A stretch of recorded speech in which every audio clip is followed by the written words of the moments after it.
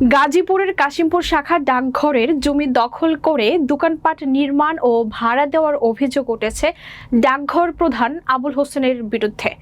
সততা পেলে আইনের ব্যবস্থা গ্রহণ করা হবে বলে জানিয়েছেন সাভার পোস্ট অফিস পরিদর্শক নাঈম হোসেন।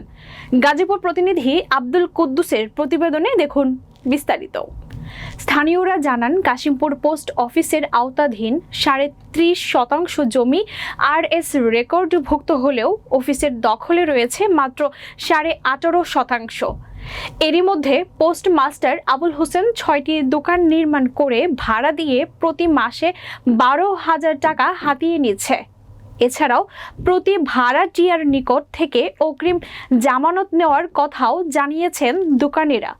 এ বিষয়ে সাভার পোস্ট অফিস পরিদর্শক নাঈম হোসেন মুঠোফোনে বলেন, পোস্ট মাস্টারে দোকানপাট নির্মাণ করে ভাড়া দেওয়ার বিষয়টি জানা নেই, তবে সততা পেলে আইনের ব্যবস্থা গ্রহণ করা হবে।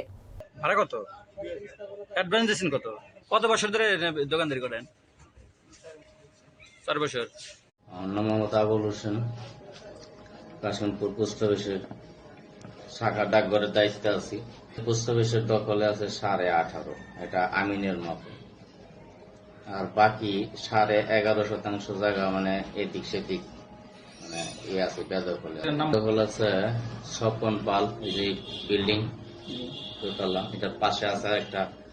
না, এটা আমার কর্মকর্তা আমাকে বলছে, ফোন দিয়েছিল, আমাকে বলছে যে আপনি এগুলা সরাই ফেলেন।